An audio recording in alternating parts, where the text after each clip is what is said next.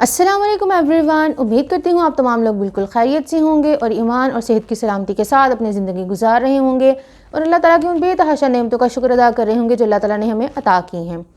مجھے انسٹاگرام پہ کچھ بہنوں کے میسیجز آئے جنہوں نے پوچھا ہوا تھا، انہیں بلکہ کہا ہوا تھا کہ ہم نے آپ کی ویڈیوز تو دیکھی ہیں کہ قرآن جرنلنگ کیسے سٹارٹ کرنی ہے، لیکن ہمیں پھر بھی ابھی تک جو ہے وہ سمجھ نہیں آ رہی کہ یہ جرنلنگ ہے کیا اور ہمیں کیوں کرنی چاہیے اور کس طریقے سے ہم اس کو سٹارٹ کریں۔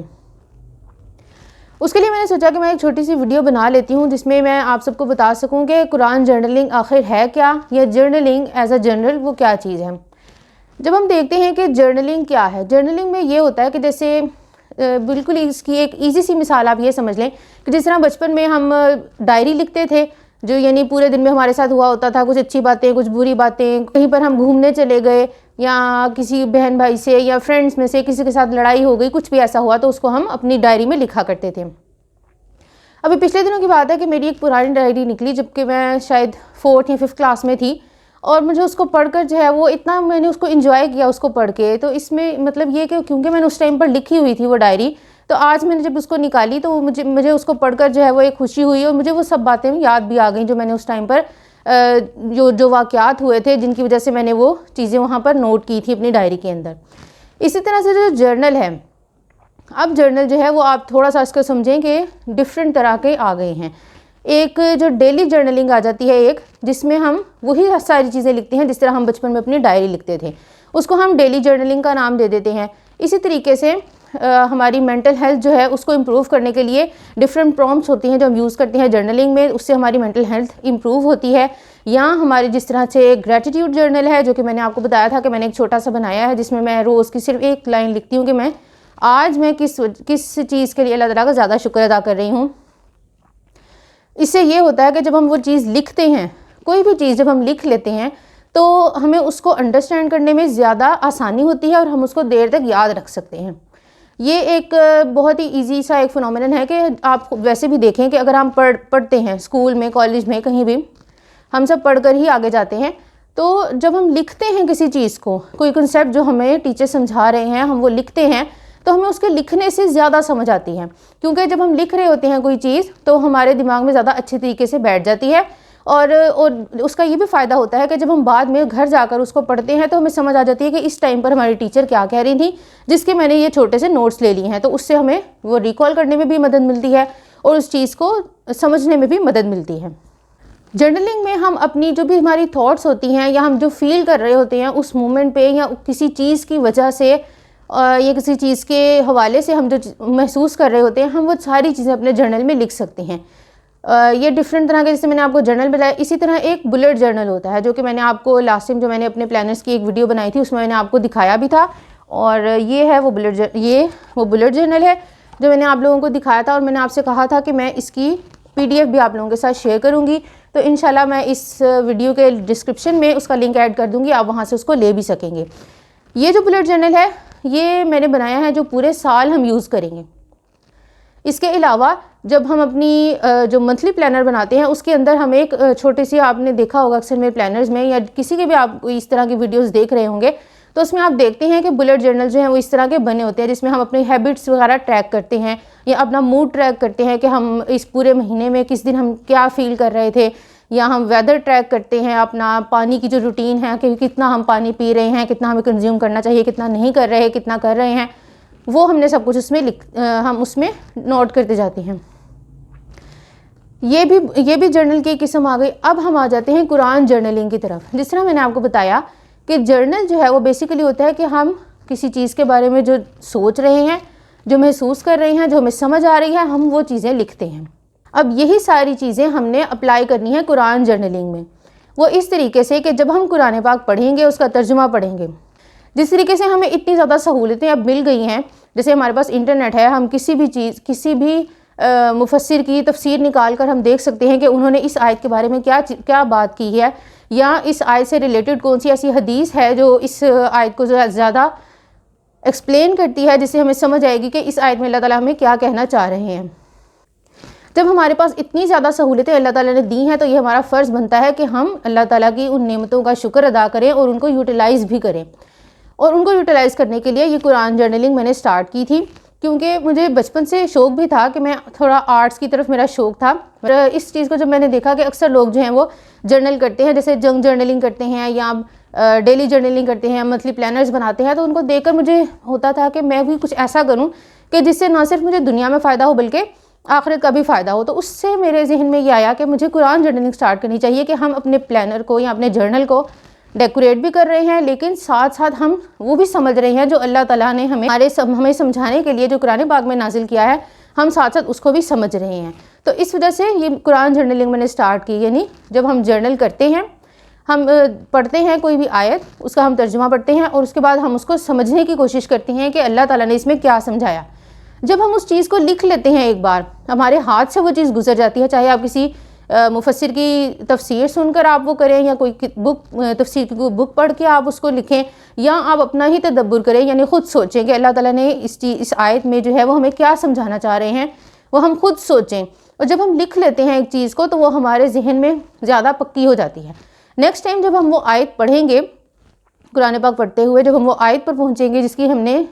جرنلنگ کی ہوگی, تو ہمارے ذہن میں وہ ساری چیزیں دوبارہ سے آ جائیں گی. اور اگر نہ بھی آئیں, بعض اوقات ہوتا ہے کہ ہم اگر نہیں بھی ہمارے ذہن میں آ رہی کوئی چیز, لیکن جب ہم وہ جرنل کا وہ پیج کھولیں گے جہاں پر ہم نے اس آیت کی جرنلنگ کی ہوگی, تو ہمیں وہ ساری باتیں یاد آ جائیں گی جو ہم نے کسی مفسر کی سنی تھیں, کسی اسکالر کی سنی تھیں, یا پھر کسی کتاب میں ہم نے پڑھی تھیں. اس وجہ سے جو قرآن جرنلنگ ہے وہ ہم سب کو ضرور کرنی چاہیے. یہ ایسے ہی ہے جیسے آپ ایک سمپل جیسے قرآن پاک لے کر بیٹھ جاتے ہیں اور اس کو آیت پڑھتے ہیں اور ترجمہ پڑھتے ہیں, سمجھنے کی کوشش کرتے ہیں. لیکن جب ہم قرآن جرنلنگ کرتے ہیں تو اس میں ہم وہی چیز ساتھ ساتھ لکھتے بھی ہیں. جب لکھیں گے تو ہمیں زیادہ بہتر طریقے سے یاد رہے گی اور ہم زیادہ بہتر طریقے سے سمجھ بھی پائیں گے. اور اس کا ایک بہت بڑا فائدہ یہ ہے کہ ہمارا سٹریس ریلیف ہوتا ہے اس سے. وہ اس طریقے سے کہ جب ہم قرآن پاک پڑھتے ہیں, ہم نے اس کی آیت پڑھی, اس کا ترجمہ پڑھا, جب ہم اس کو لکھنے بیٹھیں گے ہم صرف قرآن کے بارے میں ہی سوچ رہے ہوں گے اور سمجھ رہے ہوں گے. تو وہ ایک طرح سے جو ہماری دنیاوی میں بہت زیادہ سٹریس ہر وقت ہوتا ہے کہ یہ چیز نہیں ہو رہی, وہ چیز نہیں آ رہا, میرا فلاں کام رکا ہوا ہے, یا کچھ بھی ایسا ہے جو سٹریس ہمیں مل رہا ہے, وہ ہمارا ہم اس سٹیج سے, اس سٹریس سے نکل جاتے ہیں, کیونکہ ہمارا پورا فوکس جو ہے وہ قرآن کی طرف ہو جاتا ہے. ہمیں پتہ ہوتا ہے کہ ہم اگر پڑھ رہے ہیں تو ہم نے ساتھ لکھنا بھی ہے, اور اپنا پورا فوکس اس پر رکھیں گے تو ہی ہم ٹھیک طریقے سے لکھ سکیں گے. اسی کے لیے میں نے ایک ویڈیو بنائی تھی جس میں میں نے شیئر کیا تھا آپ لوگوں کے ساتھ کہ 10 منٹ میں جرنلنگ ہم کیسے سٹارٹ کر سکتے ہیں, کیونکہ پورے دن میں 10 منٹ نکالنا اتنا زیادہ مشکل نہیں ہوتا, ہم ایزیلی 10 منٹ نکال سکتے ہیں. اگر آپ نے وہ ویڈیو ابھی تک نہیں دیکھی تو آپ اس کو ضرور جا کر دیکھیے, کیونکہ میں نے اس میں ایک بالکل ایزی میتھڈ شیئر کیا ہے جس سے ہم قرآن جرنلنگ کر سکتے ہیں. اب جس طرح سے ڈیفرنٹ ٹائپ کے جرنلز ہوتے ہیں, اسی طرح قرآن جرنلنگ بھی ہم ڈیفرنٹ طرح سے کر سکتے ہیں. جیسے آپ نے دیکھا ہوگا جو میں نے سورۃ فاتحہ اور سورۃ البقرہ کی جو جرنلنگ سٹارٹ کی تھی وہ بہت زیادہ ڈیٹیلڈ جرنلنگ ہے, یعنی اس میں ہم بہت ڈیٹیل میں جا کر تفسیر دیکھتے ہیں. اس کے بعد میں نے آپ کے ساتھ ایک اور میتھڈ شیئر کیا تھا جس میں ہم اتنی ڈیٹیل میں نہیں جاتے, بس تھوڑا سا ہم ڈیٹیل دیکھتے ہیں اور اس کو ہم لکھ لیتے ہیں. پھر اب میں نے آپ سے یہ 10 منٹ والی شیئر کی ہے جس میں ہم صرف جو ہے وہ تفسیر نہیں لکھیں گے, صرف اپنا تدبر لکھیں گے کہ ہمیں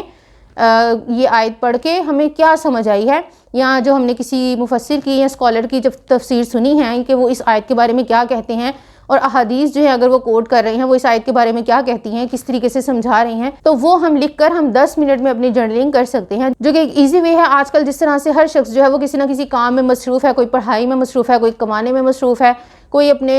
گھر کو سنبھالنے میں مصروف ہے, تو ان تمام چیزوں میں 10 منٹ ہم نکال سکتے ہیں اللہ تعالیٰ کے لیے. اور اس میں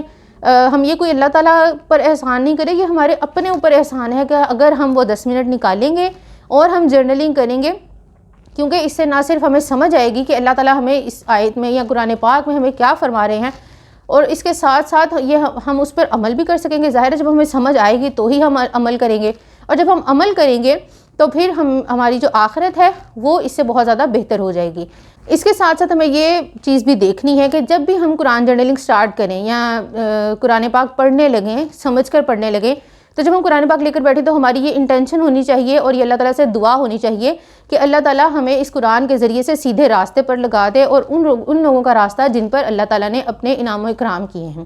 کیونکہ قرآن پاک میں ہی اللہ تعالیٰ فرماتے ہیں کہ اللہ تعالیٰ اس قرآن کے ذریعے بہت سے لوگوں کو ہدایت بخشتے ہیں اور بہت سے کو گمراہ کر دیتے ہیں. اب یہ گمراہی کی طرف جانے والے لوگ وہی ہوتے ہیں جو قرآن پاک میں کوئی کجی تلاش کرنے کی کوشش کرتے ہیں, کوئی نقص نکالنے کی کوشش کرتے ہیں, یا وہ اس کو جھوٹا ثابت کرنے کی کوشش کر رہے ہوتے ہیں۔ اس وجہ سے آپ جب قرآن پاک لے کر بیٹھیں، ہمیں نہیں پتہ ہوتا کہ شیطان ہمیں کس وقت کس طریقے سے ورغلا رہا ہو یا ورغلانے کی کوشش کرے۔ اس وجہ سے جب بھی ہم قرآن پاک لے کر بیٹھیں تو سب سے پہلے ہماری انٹینشن اور دعا یہی ہونی چاہیے کہ ہم اس قرآن پاک سے ہدایت لینے کے لیے بیٹھے ہیں۔ اس کے ساتھ ساتھ جب ہم قرآن پاک کو سمجھ لیں، کوئی اگر ہم ایک آیت بھی سمجھتے ہیں تو ہماری کوشش ہونی چاہیے کہ ہم اس کو دوسروں تک بھی پہنچائیں۔ اب دوسروں تک پہنچانے کا مطلب یہ ہرگز نہیں ہے کہ آپ کسی کو زبردستی اپنے پاس بٹھا لیں گے، دیکھو آج میں نے یہ پڑھا اور اس میں یہ تھا اور اس میں یہ تھا۔ نہیں، ایسے نہیں کرنا۔ آپ نے اگلے کو پہلے اس کا انٹرسٹ ڈیولپ کرنا ہے، پہلے اسے چھوٹے سے کوئی سوال پوچھنے ہیں کہ تمہیں پتہ ہے کہ یہ چیز کس طرح سے ہوتی ہے، آج میں نے ایک آیت پڑھی اس میں یہ چیز اس طرح سے بتائی ہوئی تھی، تمہیں پتہ تھا، تمہارا اس بارے میں کیا خیال ہے؟ تو اس طرح سے آپ اس سے چھوٹی چھوٹی سی باتیں کریں گے تو اگلے کا انٹرسٹ ڈیولپ ہوگا، اور وہ بھی اگلا بھی سوچے گا کہ ہاں، اگر اس کو نہیں پتہ ہوگا پہلے تو وہ سوچے گا کہ اچھا یہ بات اس طرح سے ہے، چلو میں بھی گھر جا کے جو ہے وہ دیکھوں گی کہ یا دیکھوں گا کہ قرآن پاک میں ایسے کیا لکھا ہوا ہے۔ اس طریقے سے آپ اگلے تک پہنچانے کی، دوسروں تک پہنچانے کی کوشش کریں، اور لیکن آرام سے، پیار سے، تحمل کے ساتھ، کیونکہ یہ انبیاء کا بھی شیوا یہی تھا۔ اللہ تعالیٰ نے بھی یہی فرمایا کہ جب دوسروں تک تبلیغ کرنی ہے ہم نے زور زبردستی نہیں کرنی، ہمارا کام صرف پہنچا دینا ہے۔ قرآن پاک میں آپ دیکھیں جگہ جگہ آتا ہے کہ انبیاء کہتے تھے کہ ہمارا کام تو صرف پہنچا دینا ہے، اور ہماری یہ کوشش ہونی چاہیے کہ ہم انبیاء کی سنت پر ہی چلیں اور اچھے طریقے سے اپنی بات جو ہے جو ہمیں سمجھ آئی ہے وہ ہم دوسروں تک پہنچائیں۔ اور اس میں یہ ہم نے کوشش ضرور کرنی ہے کہ جو بھی بات ہم دوسرے تک پہنچا رہے ہیں اس کو ہم پہلے خود سے ویریفائی ضرور کریں، کیونکہ اکثر ہم دیکھتے ہیں کہ بہت سی ایسی احادیث جو ہیں وہ انٹرنیٹ پر فلوٹ کر رہی ہوتی ہیں، لیکن جب ہم ان کا جو سورس نیچے لکھا ہوتا ہے، جب ہم اس کو جا کر چیک کرتے ہیں تو وہ سورس پہ وہ حدیث ہوتی ہی نہیں ہے۔ اب یا تو وہ کسی نے خود سے گھڑی ہوتی ہے یا پھر وہ سورس غلط ہوتا ہے، یعنی وہ حدیث تو ٹھیک ہوگی لیکن سورس غلط ہوگا۔ تو جب آپ کسی کو آگے پہنچائیں گے، اگر تو وہ حدیث غلط جھوٹی ہوئی، یعنی کسی نے اپنی طرف سے لکھ دیا کہ یہ حدیث ہے جبکہ وہ حدیث نہیں ہے،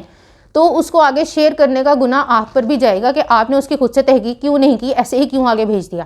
اور اگر وہ اس کا سورس ٹھیک نہیں ہوگا تو جب آپ آگے بھیجیں گے تو جو اگلا دیکھے گا، اگر اس نے سورس چیک کیا تو وہ یہی سمجھے گا کہ آپ نے اس تک ایک جھوٹی حدیث پہنچائی ہے، جبکہ ہو سکتا ہے کہ وہ حدیث ٹھیک ہو لیکن اس کا جو سورس تھا وہ آپ نے نیچے غلط لکھ دیا، یا آپ کو نہیں پتا تھا، آپ نے ایسے ہی آگے فارورڈ کر دی۔ اس لیے خاص طور پر جب ہم احادیث کو آگے فارورڈ کرتے ہیں تو اس کو ہم ضرور ویریفائی کریں۔ اسی طرح جب ہم قرآن جرنل کر رہے ہیں اور ہمیں اس میں کوئی بھی چیز سمجھ آ گئی ہے تو ہم اگر اس میں احادیث آ رہی ہیں تو ہم ان احادیث کو ضرور پڑھیں، ان کا سورس جو ہے اس کو چیک کریں، اور اس کے ساتھ ساتھ آگے کسی تک پہنچانے سے پہلے ہماری کوشش ہونی چاہیے کہ ہم ایک یا دو سکولرز یا مفسر، ان کی بکس یا پھر ان کی ویڈیوز ہم ضرور دیکھیں کہ وہ اس بارے میں کیا کہتے ہیں اور مجھے اس بارے میں کیا سمجھ آئی ہے اور میں آگے اس کو کس طریقے سے پہنچا سکتی ہوں یا پہنچا سکتا ہوں۔ تو امید کرتی ہوں کہ یہ آپ کو سمجھ آ گئی ہوگی، اور اس کے علاوہ بھی آپ لوگوں کے کوئی بھی سوالات ہوں تو آپ مجھ سے ضرور پوچھیے، میں کوشش کروں گی کہ میں ان کا جواب دے سکوں آپ کو۔ اگر آپ کو یہ ویڈیو پسند آئی ہو اور آپ کو لگا ہوگا اس سے آپ کو کوئی فائدہ ہوا ہے، آپ کو سمجھ آئی ہے، تو آپ اس کو لائک کر دیجئے، دوسروں کے ساتھ شیئر کر دیجئے، اور اگر آپ نے ابھی تک چینل سبسکرائب نہیں کیا تو اس کو ضرور سبسکرائب کیجئے اور بیل آئیکن ضرور پریس کیجئے، کیونکہ بیل آئیکن پریس کریں گے میری ہر آنے والی ویڈیو جو ہے آپ کو ایزیلی اس کا نوٹیفیکیشن آپ کو مل جائے گا۔ اللہ حافظ۔